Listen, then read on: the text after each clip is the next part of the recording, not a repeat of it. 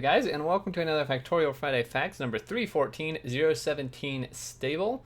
And I'm joined by Bombug, as always. Hello, everyone. And this is written by Clonin and Kovrek, so pretty awesome news, pretty interesting stuff here.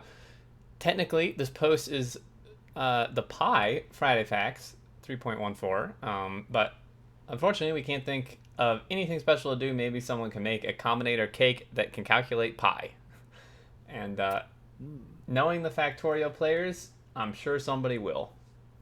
Yeah, I just saw someone posting a Pong setup earlier. You can play Pong in game. Oh my I'm sure gosh.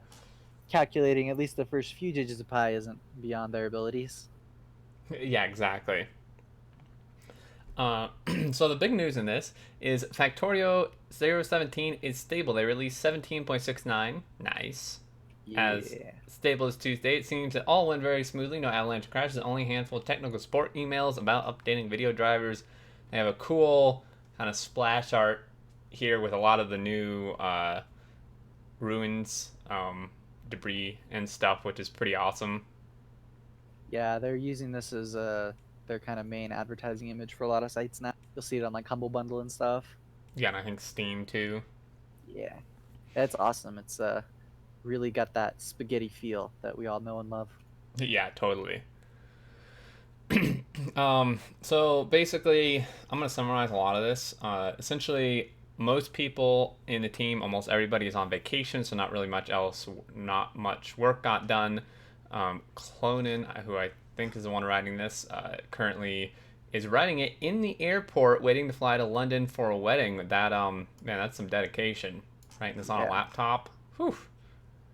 Um, While traveling, it's got to be yeah, uncomfortable doing business while traveling. yeah, exactly. Um, But yeah, so he thinks they're in for some exciting times here in the team. Basically, before this point, they've always done a cycle of having the whole team on development for a few months and the whole team bug fixing for a few months. This binary approach is what gave them the traditional stable and experimental labels. This is not to say that all bug fixing would stop once stable is out, quite the contrary, but this has been the general strategy. Uh, what they're planning is if the logistics of it turn out okay, is to have significantly smaller feature releases containing only a handful of new features. This is to have a sort of mixed cycle and a mixed cycle in two similar ways. So basically, some of the devs will be on bug fixing while others are on development, and then the individual weekly/monthly work of a developer will have a more balanced mix of development and bug fixing rather than just like everybody's doing development for like 6 months and then everybody's doing bug fixing for like 3 or 4 months after that. Yeah, this will be a really good change for a lot of the developers, I'm sure. Any development team knows if you put an engineer on bug fixing for just months and months and months at a time, they will probably get bored and quit. It's uh, it's nice to have bugs to fix because they're like somewhat straightforward and rewarding to solve, but never being able to develop any features kind of stifles an engineer's creativity. And yeah, they'll get bored, they'll get disappointed, and they'll start looking elsewhere. So having a good mix sounds like a good time. Yeah, definitely. And the other advantage to this is that we as players do not have to wait like a year for any new features, since they're going to be trying to do smaller updates with a few features, like almost every other game out there, which is something I've been wanting pretty much forever and always wondered why they didn't do it. Um, because this way, it it allows us to get new features, even if it's just a couple, like every month or couple months, rather than every year. And then also, he kind of says this somewhere down here that it's a lot less pressure too, because the way they've been doing it, right? When they release like a massive version with tons of features, there's just huge amounts, like hundreds of bugs and bug reports that are all just like piled in all at once because there's just Yeah. so much new things being added to the game all at once that it's just like an avalanche of like bugs and issues. Yeah, this is going to be a pretty big change for them. Um, you were saying that the big patches come out every how often? It's It was about a year between 16 and 17, right? Mm-hmm. Yeah, that's quite a long time to wait. And there's some advantages of doing those big releases, which is primarily for marketing. You can get everybody excited and say, "Oh, hey, here's a huge big patch, so much stuff coming." It's a little harder to advertise your, monthly updates or your weekly update. You can't use it for a big boost in population growth like you can for whenever World of Warcraft releases a major update or something. But you do please the constant players, right? Those people who are playing every day for years and years, and they are excited to get that bug fix every week and updates, a couple features every month. That's an exciting thing for them. So it's like a toss up depending on how your team handles it, your marketing team, and how your player base likes it. Yeah, and I definitely agree. I think that unfortunately the marketing aspect doesn't really apply to Factorio simply because they like have done almost zero marketing. Um, so like the point you make, They which is automate the player addiction to spread right, but the the thing is growth of the it's company. yeah, but it's like it's kind of almost a reverse of what you said in their particular situation because like it kind of spreads like word of mouth and stuff. But if someone's looking at the game and they're like, oh, this looks really cool, and like they ask a friend who plays it, like this looks really cool, should I get it? And the friend's gonna be like, well, yeah, it's a great game, but there hasn't actually been any new content in 8 months. And then like you're gonna Mm. have to wait like another 8 months to get more content. I feel like that's almost like bad advertising. Um, Yeah, it could be. Do you hear people say that a lot about Factorio? uh, Quite a bit. Like it's not really like presented in a negative manner, but I have seen um like when people post on the subreddit asking about the game or like even some Steam reviews, I've definitely seen people be like, "Well, it's a really great game. I love it, but their development cycle is extremely slow and you have to wait just like half a year at a minimum or like a year for any new content, which is like one major downside." Gotcha. Yeah, if people are looking at Reddit posts and Steam reviews and seeing that, this is probably a really good move for their team to handle those expectations, right? Mhm. Um but yeah, so that's pretty much like all this writing is pretty much just um that so I mean it just goes into a bit more detail that bug fixing is a very short form and challenge oriented, basically, as you said, so you kind of already summarized that. And then development is a long term creative process, and bug fixing is short term logical process. um, so there are also some pragmatic reasons. I think the smaller, quicker releases will make things move along more smoothly. The bug fixes after stable will be released within a short time frame. The flow of bugs coming in will be less extreme, no more massive waves like each major release. There will be less quote unquote blocking where unfinished features delay a release. They will just be scheduled for a different release. And feedback will be more focused so it is easier for us to reevaluate. Um, and the blocking thing is definitely something they've experienced in the past where I want to say what version it was. I think it was like version 15 when they released nuclear power. Um, that the release was pushed back so much because they were like, well, we like have to release nuclear in this version, but then like every time they were ready to release it, something like wasn't ready about nuclear power. So Mm. then they just kept pushing it back and pushing it back and pushing it back. Yeah, that is a experience that pretty much any development team will find themselves in at some point or another. There's a big push for microservices right now where you're able to just make tiny little sections of a program that's totally independent from everything else and then just pass that data along to some other service to consume it. And that allows you to do independent development where you're not blocked by big features because that big feature is being developed somewhere else in a separate service. Nobody else is tied to it. But with a game well, with almost any game, that's fairly hard to achieve. I think maybe if they stick with this sort of continuous deployment every week or month or however often they're doing it, they're going to get better at that, and they're going to learn to add small pieces at a time that are just additive and don't break anything existing. It's a Mm-hmm. hard thing to do, but yeah, it should get rid of those blockers if they do it well. Yeah, for sure. If they don't Um, do it well, it's gonna suck though. yeah, Just saying. just say yeah. So caution. Um, Yes. and then lastly, just kind of interesting at the start of the year, he read a book called Rolling Rocks Downhill by Clark Ching. Um, it is a book about project management. It was quite an enjoyable read and gave me a lot of inspiration to try and optimize our development effort. At that time, we were just wrapping up 17, so there wasn't a whole lot of room to make changes to the way we do things. Now that we have 17 stabilized, um, the completed the traditional cycle, there's an opportunity for a fresh approach. I guess I'll give the book another read next week. Um, and then Kovrex gives an interesting comparison, kind of, or insight into WoW, and how they have some good ideas, and kind of talking about like how adding in like convenience features may seem nice initially, but they're actually like not good. Um, so he spent a lot of time playing WoW. And it's very interesting that many people, me included, find this version of the game way better than modern version. That's why there's so much hype around WoW Classic.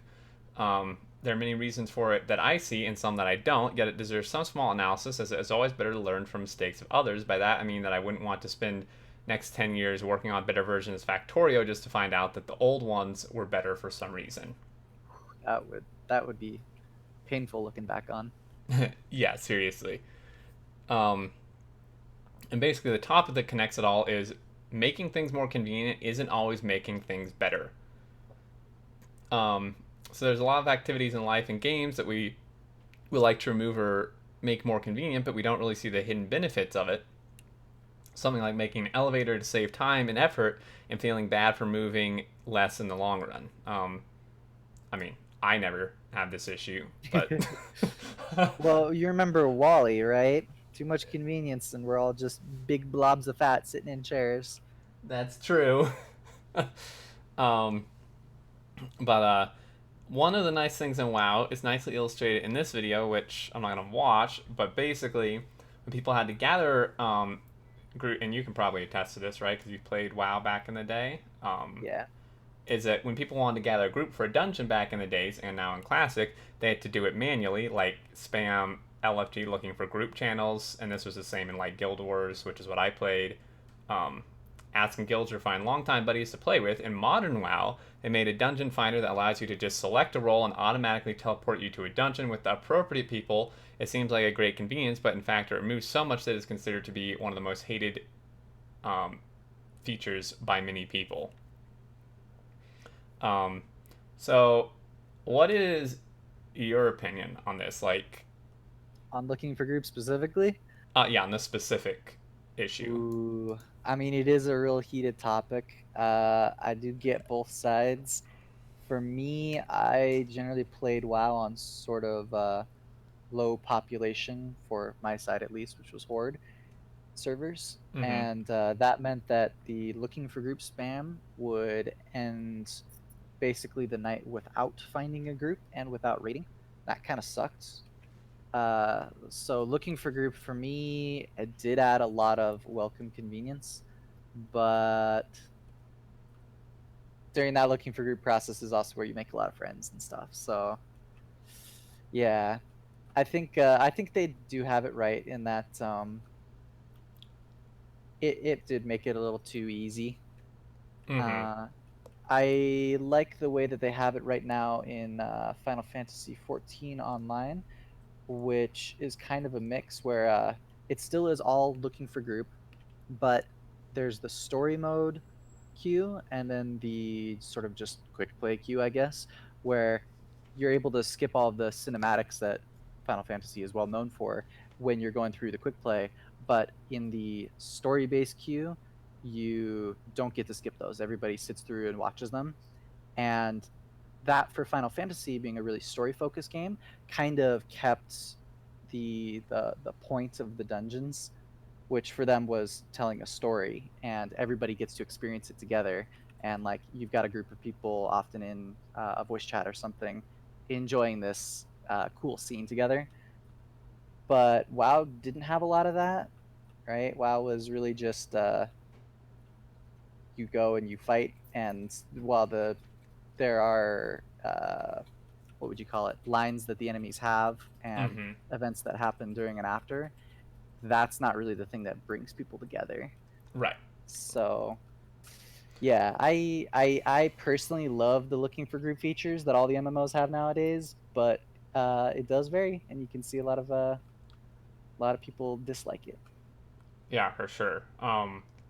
Yeah, I mean, there's definitely two sides, like you said. It's interesting to hear, you know, both sides kind of the opposite a little bit of what he's saying. And a few of the points he makes is that, like, when it's harder to find group, it also has more value when the group is already assembled. So this means that people are more likely to try to overcome problems while fighting rather than just quitting and re-rolling with someone else, which is like the finding group like tools they have now makes that just really easy and convenient to do. Um, Mm-hmm. this makes it much more interesting as it is created a lot of challenges where non-optimal setup or a noob in a group force people to learn from each other more or just try to overcome the problems in a creative way. um, and a couple more things there, and then kind of some stuff with level scaling. The idea again is nice to make it more convenient with level scaling. Monster conveniently scale to your level in the zone where you are, so you can quest at any place without having to avoid too high or low level areas relative to your level. But I consider this to be actually a plague of the game where it appears. Instead of zones, their levels their levels and your levels meaning something, and the progress being clearly visible every level, suddenly it all disappears. The world isn't a place to explore, but rather arcade-like place that all resolves around you. Your level doesn't mean much as it being too low isn't a problem anymore. The moments of having to run from areas where you are too weak to get back later are one of the most important in RPGs, and suddenly they are gone. The progress you see in games like looking from a window of a train, um, if the train moved and the landscape moved the same way, you wouldn't feel like you're moving at all, which is a really interesting comparison. Mm, yeah. And I would kind of agree. Like I've played, like for me, a good comparison of this would be something. Well, I mean, I guess just kind of the opposite of this is like, and like Guild Wars One again, which is what I play because I never played WoW, but you also played Guild Wars. I did. Is it had the same thing as like classic WoW, I guess, where the levels did not like the monster did not scale with you. So if you went into like a certain part of the map and you were lower level, you were gonna get wrecked. Yeah. Um, and I thought that was interesting. It was kind of annoying it sometimes, but for the most part, I think it added more to the gameplay than it took away, just because it was like, oh crap, like we have to like make it through the zone somehow without dying, and it's like a real challenge because everything's higher level, or just you just have to like run away for your life and just try to like grind out a few more levels and then come back. Yeah, and I think for a player's first RPG experience, that is like especially potent because for us like longtime gamers, we're not necessarily super scared of high level enemies. We're just like, okay, well, can I effectively run past, or is it okay for me to just die a couple times, get into this area? Like, it's just a not very worried thought process.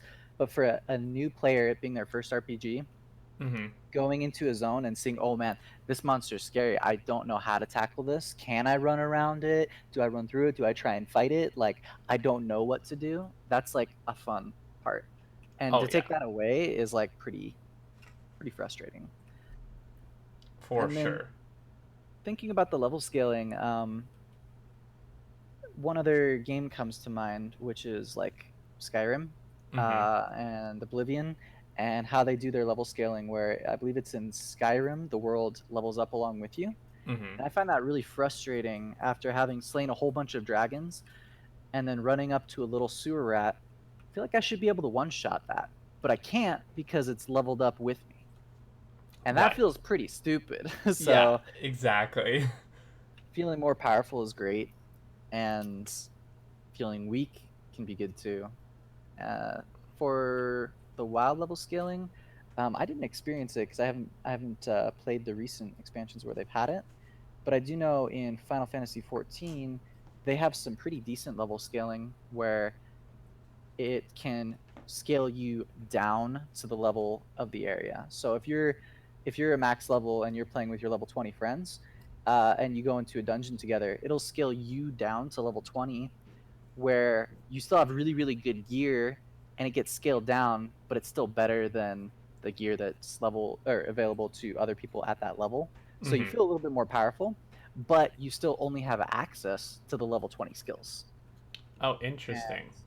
And you're still not like invincible. Like if you were actually level 80, you could run through and clear the entire dungeon in one go, kind of a thing. Yeah. But like with this, you still need to pull one group at a time and heal, kind of a feeling. So Right. there's some level scaling that's good and some level scaling that's bad, and I feel like for a while it probably just made sense to remove it. Yeah, for sure. I definitely agree. Like, one last example that I thought of for myself, for people who haven't played WoW or Final Fantasy or anything, is like Diablo. So, like, there's a story mode in Diablo 3, for example. That's the latest one. Which I don't know if that level scales, but then there's one that's called, like, Adventure Mode, um, where it's not really a story, but it's basically like a dungeon grinder where you just, like, load into, like, dungeons and get gear and level up. And Mm-hmm. that has um, like no level scaling, right? Like you were talking about. So, you know, each dungeon, like once you complete one, you can go on to the next hardest one, so on and so forth, almost infinitely. So, it's like if you go to one that's too hard for you, you're gonna have a really hard time and be like, okay, well, what are some strategies I can employ to do this, or should I just grind out a few more levels? But then it's like a really really cool feeling and just makes you feel like a god when you just like go back to some of the first dungeons and you are surrounded by mobs and you can literally just press like one skill and everything just Uh, dies instantly. And it's just like, yeah, I mean, sure, it like may not be that like entertaining if you do it enough, but it's just like it actually shows that you've made progress, right? It's like the example you gave with like Skyrim and stuff where um it doesn't really feel like you've made progress if you go back to your like first area or first dungeon and you have to like fight your butt off to kill like one of the first mobs you saw in the game. yeah. um I'm the great hero, and I've slain the dragon and saved the town and the world, but I still have a little bit of a problem with the skeleton. yeah, exactly. um but yeah, so that's kind of an interesting talk, obviously not like directly related to Factorio, but it is kind of interesting to consider that. I mean, I'd say these concepts can apply to almost any game, just maybe not with levels or whatever. But so basically, like one thing they say here that is Factorio related is we were thinking about a belt building tool, similar to the rail building tool. It would just connect ins and even find underground connections, etc., to get to the point destination would be super convenient. But suddenly, solving the belt puzzle wouldn't mean much, and having the belt factory would feel like much smaller accomplishment.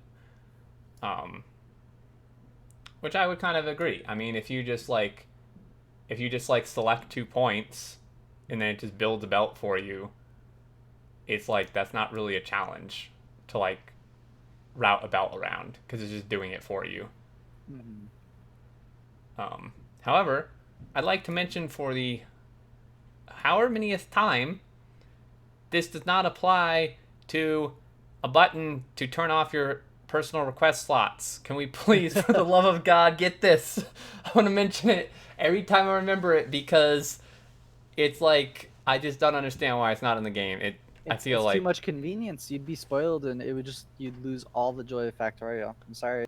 yeah, all my challenge and joy of Factorio would be gone when I no longer get bots delivering me crap that I already have an entire inventory full of.